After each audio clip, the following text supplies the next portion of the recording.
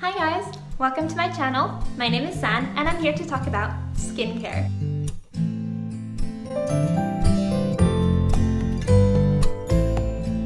As announced in my previous video, this week I'm going to talk about the basic steps of a skincare routine, i.e. in the morning, 1. Cleansing, 2. Moisturizing, and 3. Sunscreen, and in the evening, double cleansing and moisturizing once again. Of course, it is completely possible to achieve happy and healthy skin with just these 3 steps. However, I do have a few steps I cannot go without in addition to these, but I'll be explaining them in a future skincare video. Before I go into the detail as to why you need each of these steps to promote a healthy and happy skin, I just want to explain with which philosophy I approach my skincare routine, which I found has really helped me with my skin. Having a mindset or just a general philosophy about your skincare routine will really influence the choices you make along the way. It will influence what product you choose, how frequently you use it, give you your understanding of what you're trying to achieve. And that will have a big impact on your results. So I'm going to talk about 2 opposing philosophies. Firstly, a philosophy to avoid. If you're someone who's having a lot of issues with your skin, it may be because you're looking at your skin as a dead surface on which there are a layer of issues. So it can be acne, overproduction of sebum, or on the contrary, skin is dry and flaky. So you're looking at these issues as something to be eliminated. You're looking at your skin and what's on top of it as your enemy. This can result in you, for example, over-exfoliating, over-cleansing, stripping your skin and being really aggressive towards it because at the end of the day, why not? You're trying to get rid of an issue, which is, completely understandable. The consequence of such an approach is that you're going to actually cause a lot of long-term damage to your skin by using too many chemicals that are going to affect its regeneration, or by just causing it to develop all sorts of irritation. What really is important to take away here is that your skin isn't just this smooth, shiny surface that will appear shiny and smooth to the eye once you've bulldozed away all the layers of problems you're having on top of that. That's not how it works.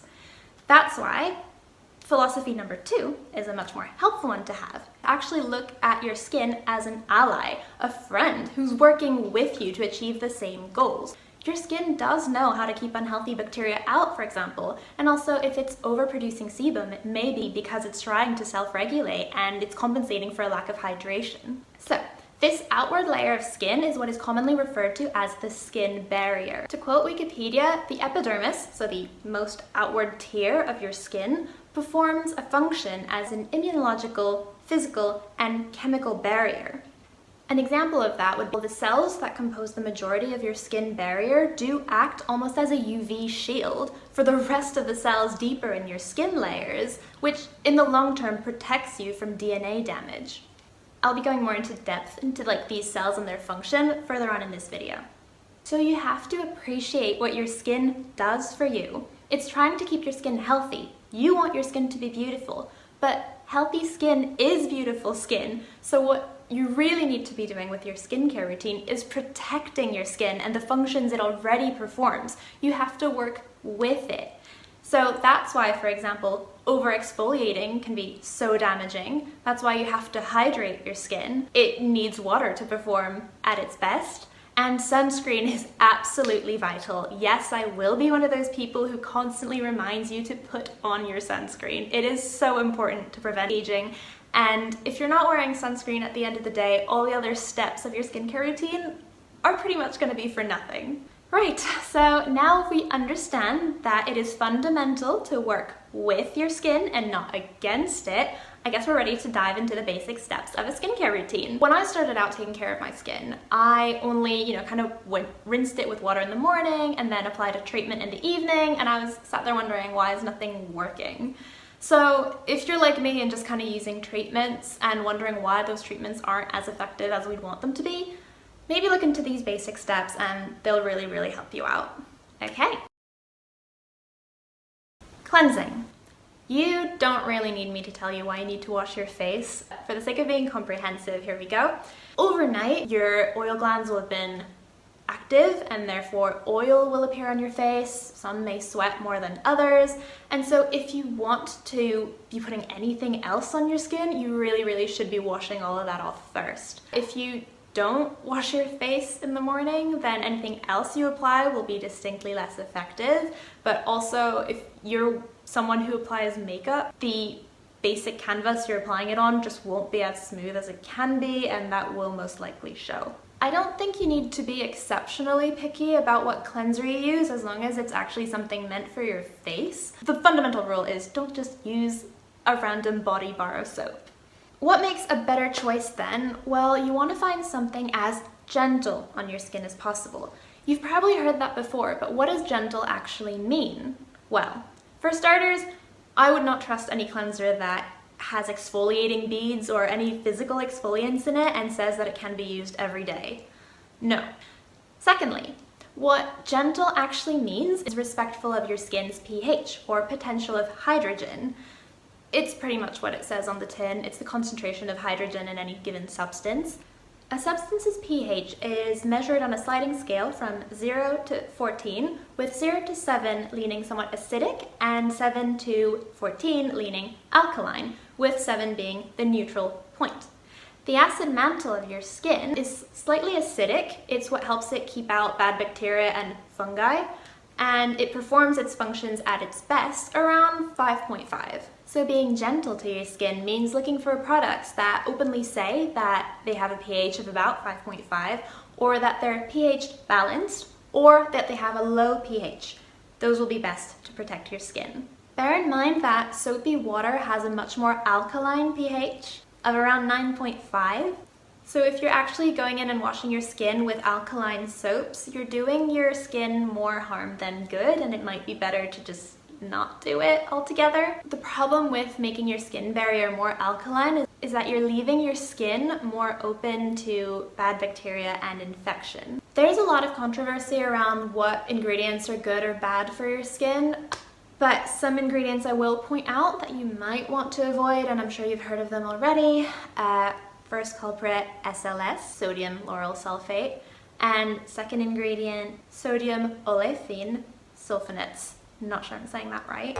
But essentially, they're only foaming agents in, shampoos, face washes, bubble baths even, anything that just kind of makes suds. They're not strictly necessary, and a lot of people have declared that that really dries them out. So if you're hesitant at all, maybe those are the two ingredients to look out for and avoid in order to be gentle to your skin barrier. And actually, to protect the skin on your face, you may want to stay away from them in your shampoos as well, because inevitably, your shampoo runs down your face and it does affect your skin barrier. Another point to bear in mind when you're trying to be gentle to your skin is that you're not going for that squeaky clean feeling on your skin when you wash in the morning, because that's just overly stripping. If your skin feels like there's absolutely nothing left on it, you've gone too far, or that product isn't the best for you. You want to feel comfortable, you want your skin to feel smooth, because remember, you're trying to work with your skin barrier, you're not trying to destroy it. In terms of product recommendations, there are so many different types of cleansers with so many different ingredients. I really encourage you to explore, to try gel cleansers, foaming cleansers, cream cleansers. There's so much. But my absolute fave, and I have tried many cleansers, would be the Low pH Good Morning Gel Cleanser by Cosrx. It's just really gentle, as it says on the tin, low pH, so it's friendly to the skin barrier and doesn't leave you overly dry, overly stripped. It's not the most emulsifying product, so if you need that foamy feeling, maybe go for a foam cleanser, but I think this is perfect. And yeah, it has some natural BHAs in it, so I'll describe what different actives are in a different video, but essentially it's really good at going in depth in my pores and clearing them out, without me actually, leaving on a product that might be a bit too sensitizing. I think it's just an easy way to integrate an active in my routine, and I have been using this for years. I've recommended it to pretty much everyone who knows me. So yeah, I stand by this one.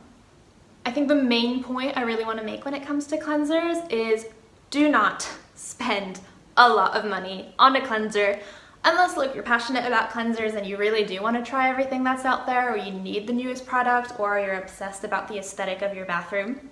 Fair, fair.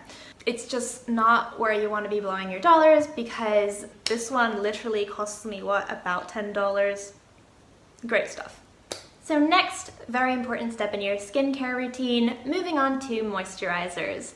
So, earlier I touched upon the skin barrier, which is essentially the highest layer of the highest layer of your skin. I guess to keep it simple, I probably should have just said the part of your skin you can touch. That layer is actually made out of lots and lots and lots of tightly clumped together dead skin cells.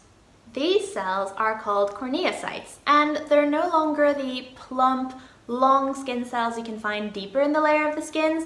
These are flattened and dead and tightly packed together with proteins and lipids, which are essentially fats. And it is these corneocytes that give the skin barrier the properties we love it for and for which we really need to protect it. It is these layers and layers and layers of corneocytes that allow the skin barrier to keep out external aggressors and negative environmental factors, and they're also what allow the skin to retain the water inside of it. Linking all of this back now to why you need moisturizers, one of the chemical components of corneocytes are called natural moisturizing factors, or NMF. What this chemical actually does is allow the corneocytes to draw in moisture from the atmosphere around it.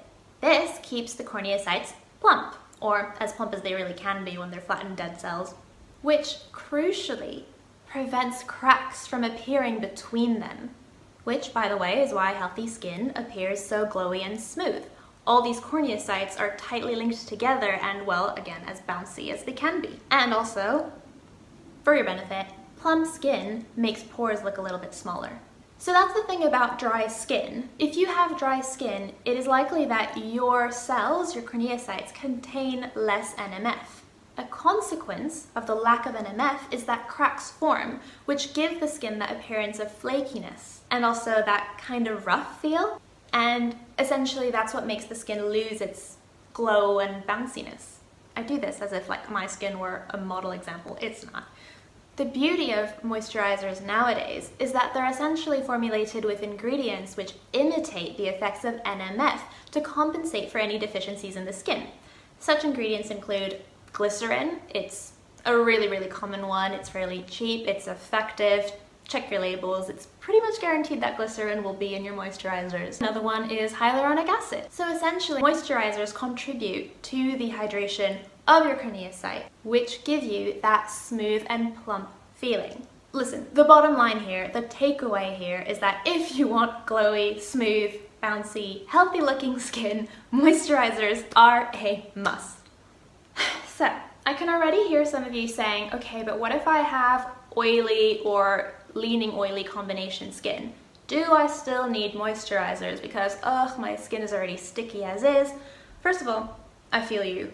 I've got really oily skin and it took me years and years and years to get used to the idea that actually I really could be benefiting from a moisturizer. Secondly, once again, your skin is intelligent and self-regulating.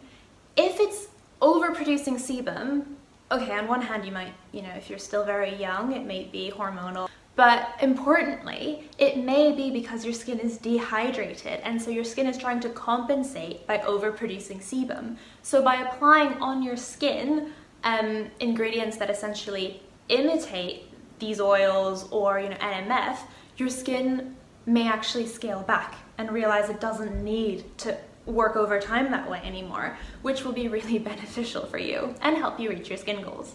Alright, so product recommendations. One moisturizer that I really enjoy, that really works for me, is the AHA, BHA, PHA 30 Days Miracle Cream by Sun By Me. It's light, it's fresh, and once again it integrates skincare actives, so I don't have to think about layering them. Some chemist was paid to do it for me, which, great. It takes out the guesswork of layering. For an interesting texture, I quite like the Innisfree Choc Choc Green Tea Cream, I think it is. It's quite bouncy. Once again, it's nice, it's light, it's got green tea in it. Yeah, so green tea is great for providing antioxidants. It has a lot of benefits. I used that one back in the day. I didn't keep the empty, I'm really sorry. Sincere apologies to my dry skin friends. I'll have better recommendations for you who probably do need something a bit thicker than these moisturizers. I'll have those ready for you by the time I put out my moisturizers video. If you really can't stand the idea of moisturizing, if your skin is really that bad, which, you know, fair play, mine was for a long time, then first of all, do try to get your head around the idea that it will help you in the long run to put on moisturizers.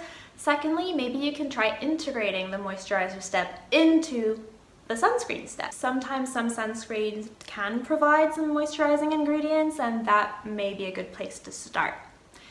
Which leads me on quite smoothly to part C, sunscreen. I sincerely don't think there's much for me to say on sunscreen that hasn't already been said and in a clearer, better way by a science channel, but here we go for those of you who find science hard and complicated but want to learn anyway. First of all, good for you. You're on the right tracks, you're doing the right thing. Prevention will always be easier than trying to fix or remedy problems later. That is the key rule when it comes to sunscreens. Hopefully that'll help you stay committed to putting on your sunscreen every single morning.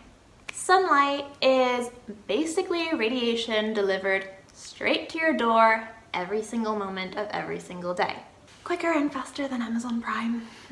Sunlight essentially delivers radiation as ultraviolet lights in 3 wavelengths: UVC, UVB, UVA.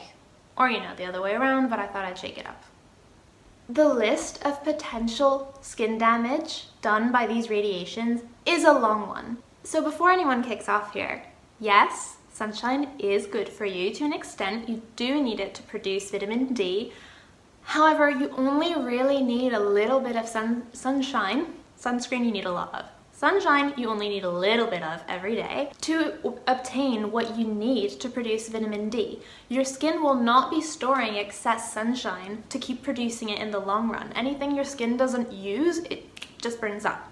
So I really wouldn't worry too much about getting enough sunshine, and if you are worrying about your vitamin D, then eat more meat, eat more fish, eat more eggs, take supplements. Oh my god, I really didn't want to be that girl who pushes supplements on people. Here we are. What was I saying? Right. Sunlight. Radiation. Burns. Don't worry about UVCs because the atmosphere of the Earth filters that out for us. For now. UVBs are wavelengths that only reach so far as your epidermis, and they're the rays responsible for sunburns, but also for skin cancer. Then, UVAs have the longest wavelengths, and these wavelengths can go straight through your epidermis and all the way into your dermis. And these rays are therefore the main culprits for premature aging. Do note that UVAs get through windows just fine, so being indoors unfortunately doesn't automatically mean safety from these rays. That is why, if you're working from home these days, right in front of a window, you really should be wearing sunscreen anyway, every single day. There are a lot of sunscreens out there, and so I would really recommend going out and trying to find the sunscreen that works for you. The best sunscreen for you is the one you're going to be willing to apply every morning. So, you know, if you want something that's also moisturizing, if you want a sunscreen that has a bit of a shimmer to use it as a primer, great. If you want something, I don't know, that's got a very gel-like texture because you like how that feels, you like the freshness in the morning, then that's the right sunscreen for you. One thing you may want to know is that there are 2 main categories of sunscreen. On one hand, you have the physical sunscreens, and on the other, chemical sunscreens, though some hybrids do exist, and actually more and more do nowadays. There's a whole list of pros and cons for these sunscreens, and I probably should do a whole video on them. Let me know in the comments if that's something you'd like to see. But just to outline some basic differences between them, here we go. Physical sunscreens. So I think in the West, actually still quite a lot, but mostly back in the day everywhere, you could recognize a physical sunscreen because it was the one that would leave a really thick white cast on your skin. But fortunately, that's not really the case nowadays, at least if you get your sunscreen from Asia. You can recognize a physical sunscreen nowadays by their main ingredients. Physical sunscreens usually contain a blend of minerals, notably titanium oxide and zinc oxide. These ingredients create a fine shield on the skin, which acts by bouncing sun rays off. Physical sunscreens can sometimes be a bit thicker and tackier almost, so oily skin people may not be a fan of these. But honestly, companies are now improving their formulas more and more, and again, if you look for sunscreens in, for example, Japan or South Korea, you will definitely be finding options that can work for you if a physical sunscreen is what you prefer. Though, if you're shopping in the West, a lot of the time, the industry hasn't been the best at producing physical sunscreens that don't leave a white cast, so again, if you've got darker skin, you may want to look at chemical sunscreens instead. The way chemical sunscreens are said to work is by having the particles sink into the skin and then absorb UV rays and release them again as a form of heat. The key thing to remember if you're using a chemical sunscreen is that they take a little while to become effective, so don't slather it on at noon on the beach and then immediately just start playing. It will not be effective from anywhere from 10 to 20 minutes, so do put it on in advance. And for both sunscreens, remember to reapply. Another thing I'd like to point out is that even though physical sunscreen, just to keep it easy to remember, people say bounce off sun rays, and chemical sunscreens absorb and then releases heat, the truth is both of them do tend to absorb sun rays and produce heat on the skin. So that might not be the best criteria for choosing physical or chemical sunscreen. I know some people are wary of this whole, oh my gosh, we're absorbing heat story. So don't worry about it. Use your sunscreen is all I'm saying. When picking out a sunscreen, do remember that when it says SPF number, that is in reference to UVB rays, and it's the little stars or the pluses that refer to UVA protection. You don't really need any more than SPF 50, and personally I don't believe that anything that claims to have more than SPF 50 really does, but sure, I guess. And whatever happens, do remember to reapply regularly, especially if you're in the sun. In terms of my recommendations for sunscreens, I don't think there's any quite like the Neogen Daylight Protection Sunscreen, which, once again, I'm sorry I got rid of the empty, but it was my favorite and it is the one I recommend to everyone. It's just very soft. It comes out white from the tube, but it blends like a dream on the skin, so I really enjoyed it. It didn't leave much tackiness, and it's the one I swore by when I lived in the south of France, where, trust me, it was very sunny every day. Now another one I really enjoy is this one. It's the Can Make Sunscreen Mermaid Skin Gel UV SPF 50. So as you can see, I loved it so much I cut off the top and I'm trying to squeeze out every last drop. Again, similar texture, it comes out white but immediately goes transparent when it hits the skin. The Neogen sunscreen I think is a physical sunscreen if I recall correctly. This one I think might be more of a hybrid. There's two types of this one. The one I like is the gel one. But yeah, it works for me because they're easy to apply, they don't leave my skin looking even shinier than it naturally looks, and at the end of the day, that's what I look for in my products.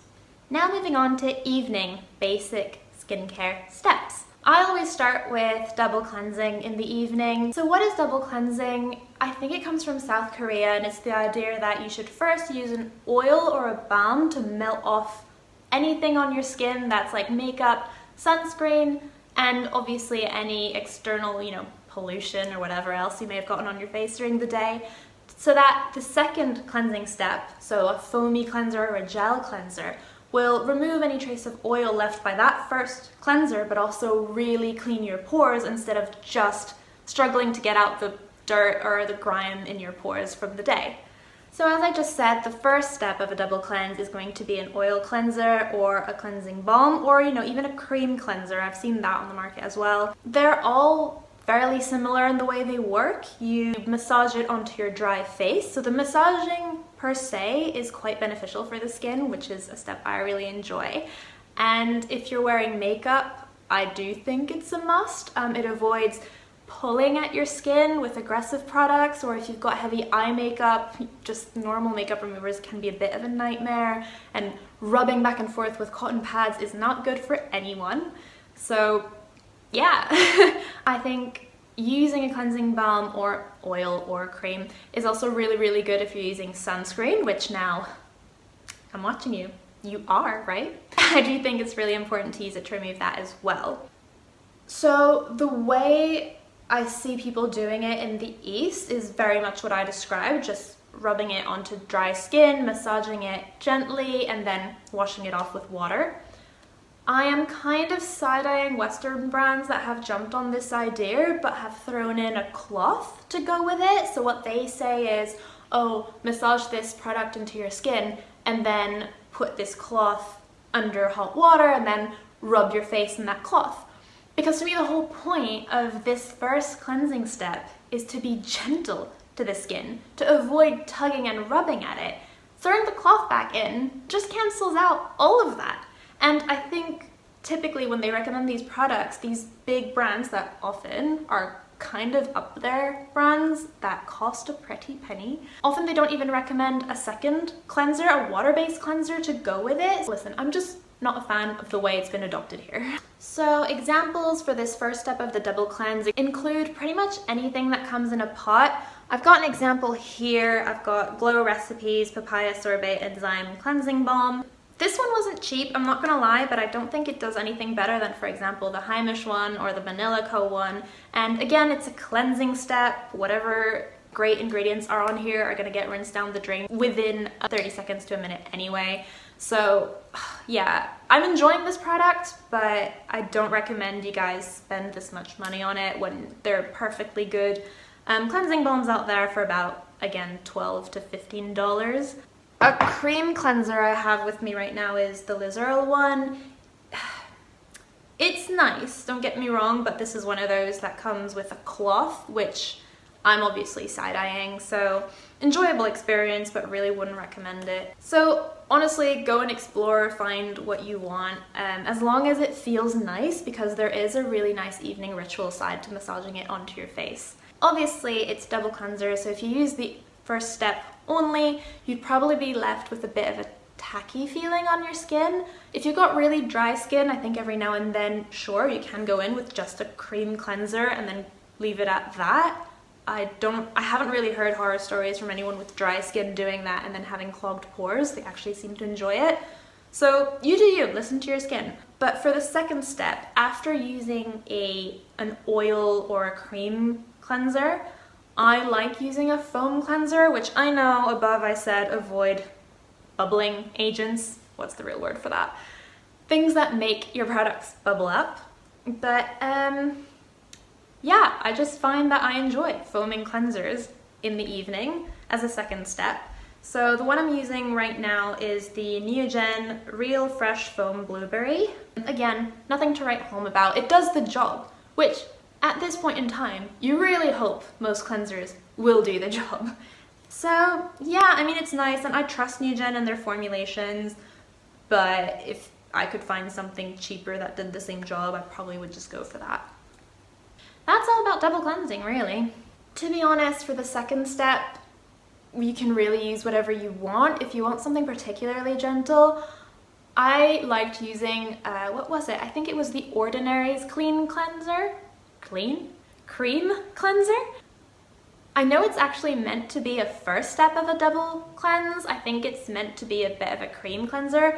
I didn't find it was enough for a first step. It didn't melt my makeup off, but as a second step, it really didn't strip my skin. It left me feeling comfortable, so I liked using it that way. And that one really is cheap, so try it out. And so now we've come to the final essential step of a daily skincare routine, second step for the evening. We're back to moisturizing. I've already talked about moisturizing quite at length for the daytime step, but there's just one other point to be made that's particularly relevant for the evening skincare routine. Remember this key word: TOOL, or transepidermal water loss. It's a natural process by which water comes through the dermis, through the epidermis, and is released back into the atmosphere. It evaporates, essentially. In healthy skin, in ideal skin, TOOL is directly proportionate to the amount of hydration your skin receives, i.e., that is the goal. You only want to be losing as much water as you're putting into your body. TOOL, so having water evaporate from your skin, especially if it's too much, does fragilize your skin and does cause aging. Again, it's a process that your skin will naturally tend to self-regulate, but bear in mind that this process is really easily disturbed by a lot of environmental factors, such as humidity, the temperature, whether you're in an area that's ventilated or not, etc., etc., etc. The point I want to make here is that Tool actually increases at nighttime for a variety of reasons. So before bed is a really good time to make sure that you're helping your skin, protecting your skin once again, by applying the right moisturizer for it. You want to make sure that when you go to bed, your skin is moisturized and hydrated. It's worth bearing in mind the difference between both terms, even though they often come down to the same thing. Hydrated refers to how much water is in your skin, whereas moisturized refers to the skin's capability to retain that water. I appreciate that many of you will probably want a thicker moisturizer for your nighttime routine, which is completely fine, but bear in mind it's not strictly necessary. What you really want from a nighttime moisturizer is to look at its list of ingredients and make sure it contains both 1, humectants, and 2, occlusives, to both draw in humidity from the atmosphere, but then also seal it in so that it stays in your skin and you can really benefit from it. Another word, while I think of it, that you might come across is emollient. Moisturizers essentially try to increase how much water is in your skin, whereas emollients are really just there to soften the skin. But they often use oils and the like as emollients, which at the end of the day cycles back to helping your skin retain water. So no matter the term, the end goal is to help your skin retain water. I'm one of those people who uses the exact same moisturizer during the day as in the evening, so I don't really have much to add on this front. A moisturizer I think that was a bit heavier that I used for the nighttime last year was the Mammon Ceramide Cream, which, you know, did the job. It was good, but yeah, I'll probably have more recommendations for you by the time I put out my next video on moisturizers. So long as you're going to bed with a moisturizer and you're waking up with your skin feeling comfortable with not overly clogged pores, your moisturizer's probably doing a good job. So yeah, I hope this video really helped you figure out where to start when building a skincare routine, what to pay attention to, what not to worry about, and I just want you to remember 2 further things. 1, any good skincare routine cannot make up for a lack of commitment. You have to really build these into a daily routine to see results, to see a difference. Let me know if building a routine is something you struggle with, committing to a routine and habits is something you find difficult. Let me know in the comments and I'll see if maybe I can give some tips on that.